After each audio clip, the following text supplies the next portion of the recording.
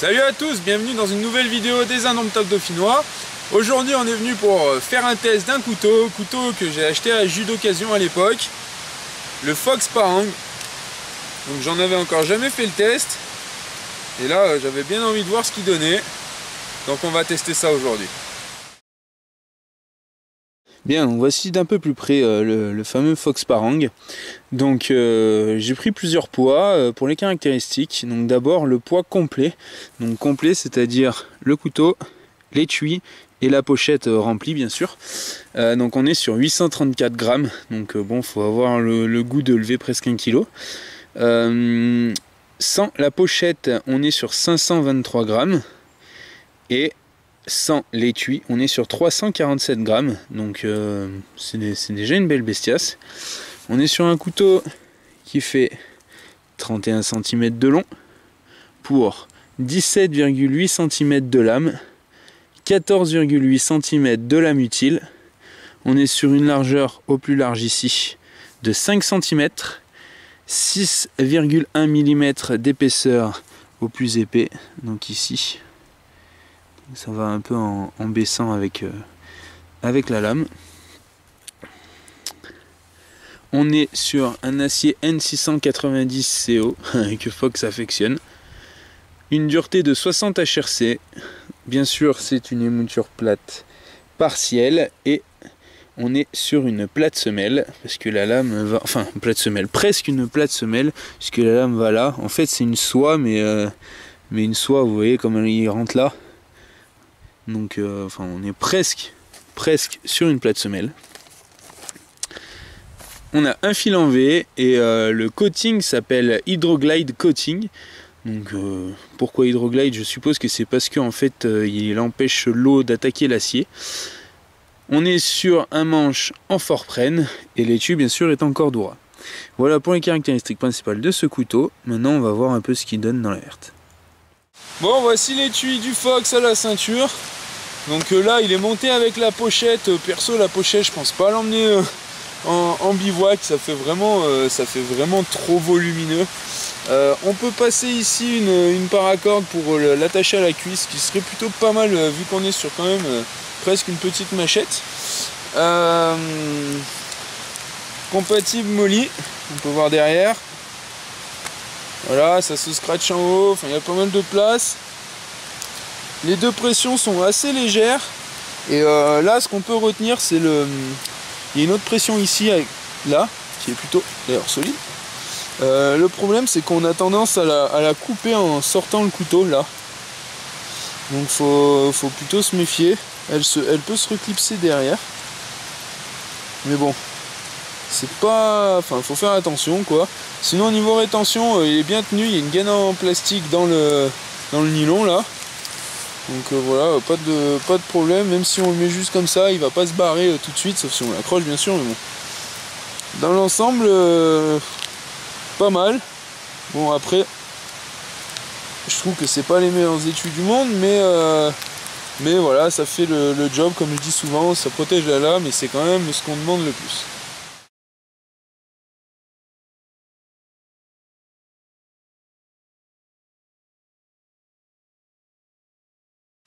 Bien, donc on va attaquer le bâtonnage avec le Parang. C'est vraiment une belle lame. On est presque sur une émouture plate totale. Donc ça devrait rentrer assez facilement. Par contre, pour écarter, c'est un peu moins bon. Mais enfin, ça devrait le faire quand même.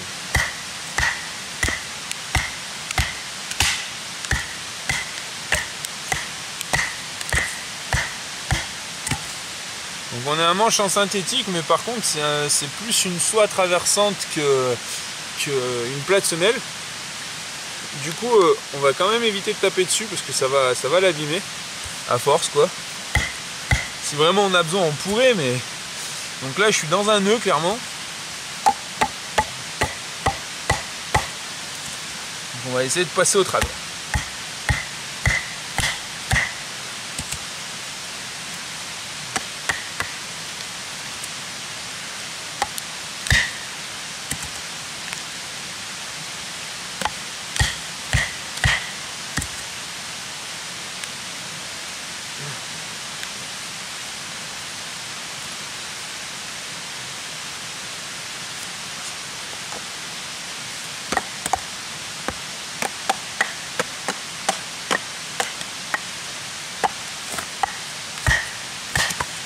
Voilà. Comme on peut voir, je suis passé au travers de celui-là, là. En forçant un peu, ça a fait. Voilà, donc vous n'aurez pas de problème avec le bâtonnage avec ce couteau. Vous pourrez lui en mettre plein la gueule.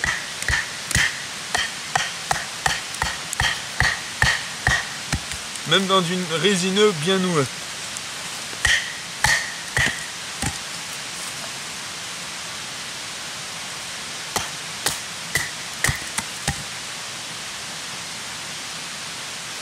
Voilà, aucun problème avec le Fox pour le bâtonnage.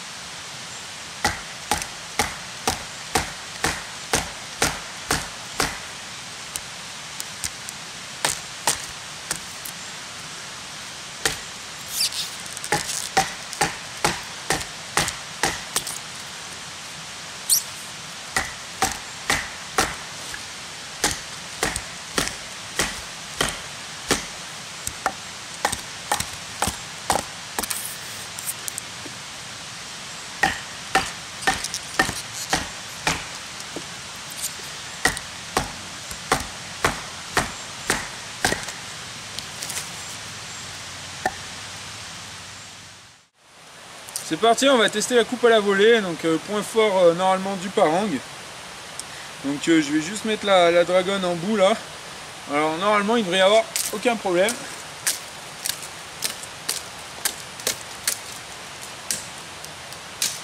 Voilà.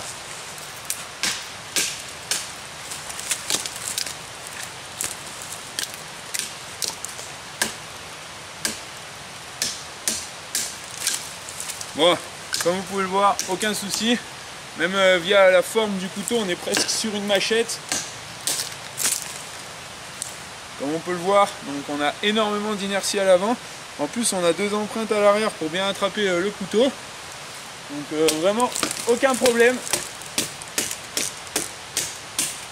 avec cette lame.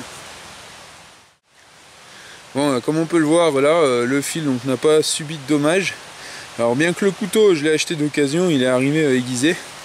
Donc là on peut voir qu'il n'y a aucun souci.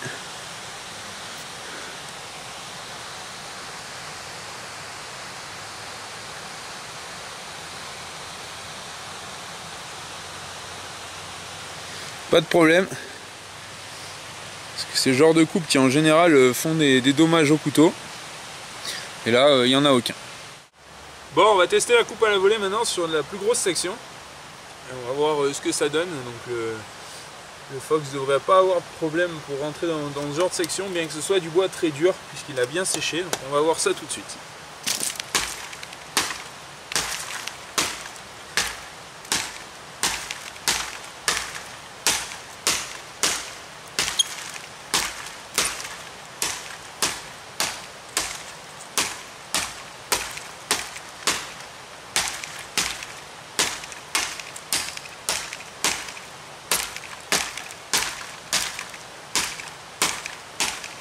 Oui, on est plutôt bien dans le bois.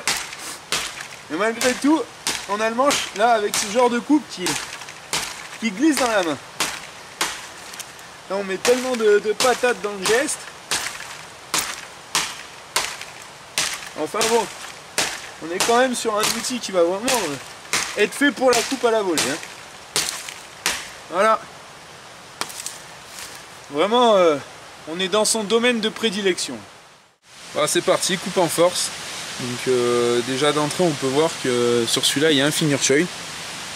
Donc ça veut dire qu'on va avoir la main assez éloignée du début du tranchant. Ou alors on peut se mettre là, mais dans ce cas le fingerchoil est limite. Parce que pour moi par exemple on voit là que je touche quand même l'angle de la lame, mais bon. Donc soit on se met là et dans ce cas on va avoir un gros bras de levier.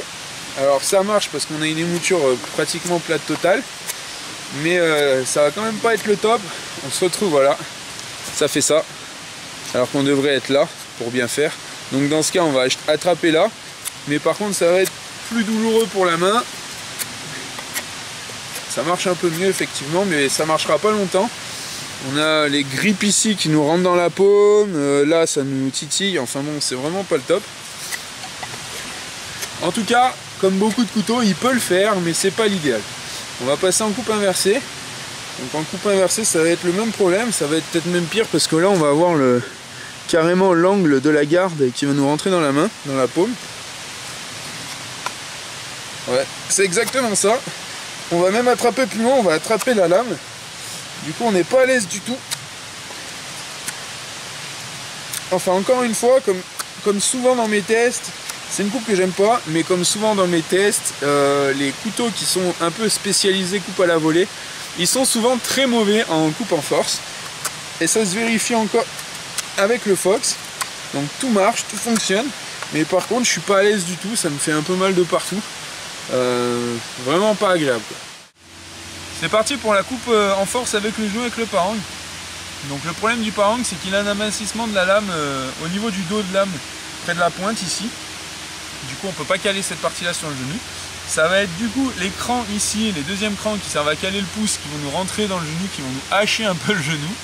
Et en plus on a cette forme de parang qui va pas être pratique du tout, puisqu'on va se retrouver embêté là à être sur la mauvaise partie. Du coup ça va glisser, donc on va être obligé de se rapprocher à mort pour gratter un peu. Donc voilà, c'est encore une fois pas bien étudié pour ce genre de coupe. Il va vraiment être plus fait pour de la coupe à la volée. Du coup on s'en servira plus sur une souche par exemple, et en faisant ça, bon, ça fera si vous en avez vraiment besoin. Encore que là celle-là est vraiment pas pratique, je trouve. Voilà, je vais pas m'éterniser, c'est vraiment pas, on n'est pas à l'aise. Bien, on va planter notre sardine.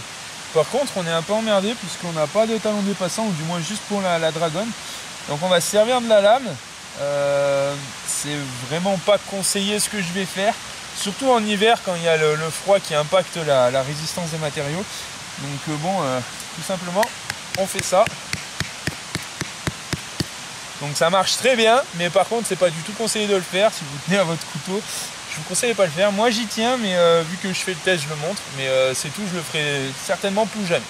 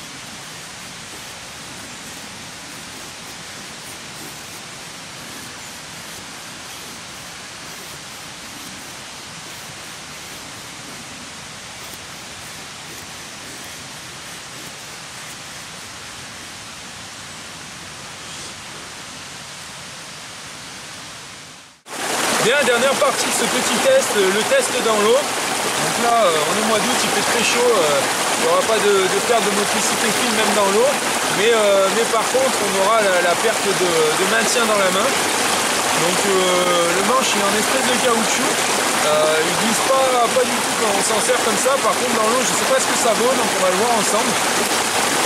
En tout cas l'acier il n'y aura pas de problème, c'est un acier inoxydable. Maintenant, on va voir ça correctement une fois dans l'eau.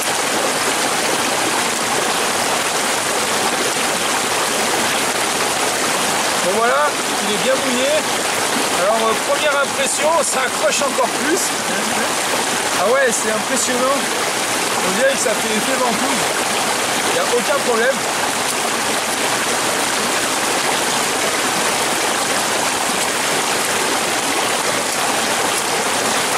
Bon voilà, aucun souci.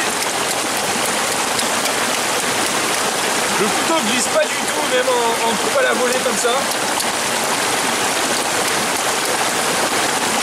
Rien à dire. Les manches en caoutchouc, je les trouve très intéressantes parce que souvent mouillées, j'ai l'impression qu'ils grippent mieux la main. Alors à voir dans le temps, en tout cas pour le moment, très intéressant. Maintenant on va voir la petite conclusion. Bien, conclusion sur le Fox. Donc je vous ai pas montré toute la pochette et tout avec les accessoires, puisque vu que je l'ai acheté d'occasion, c'est pas tout à fait la même boîte qui est livrée avec. Maintenant c'est vraiment un super couteau. Bon, l'étui je suis un peu moins fan, il est vraiment balèze, même s'il remplit le job. Je trouve vraiment dommage qu'il n'y ait pas de talon dépassant plus imposant que celui qu'on voit ici. Ça c'est dommage. Le manche en lui-même est vraiment pas mal. Ça glisse un poil à la coupe à la volée, mais franchement pas grand chose. Coupe à la volée vraiment au top. Bon, la lame elle est vraiment faite pour. Dès qu'on la voit on sait qu'elle est faite pour couper comme ça. A l'inverse, coupe en force, vraiment de la daube. J'ai que ça à dire, j'ai vraiment pas apprécié. Si j'emmène ce couteau dans les bois, et ce que je fais, je l'ai déjà emmené à la pêche par exemple, pour me frayer un chemin, mais vraiment pas pour couper des pointes sur un bout de bois quoi. Pour moi il a ce gros défaut, comme d'autres couteaux, comme je l'explique dans la vidéo, qui sont spécialisés coupe à la volée. Souvent ils pêchent vraiment côté couteau en lui-même quoi. Voilà, sinon bon, à part ce défaut là, on pourra malgré tout faire. Je l'ai vraiment apprécié, j'aime bien la tronche qu'il a. Voilà, que dire de plus, rien de spécial. J'espère que la vidéo vous aura plu, et puis ciao, bye bye.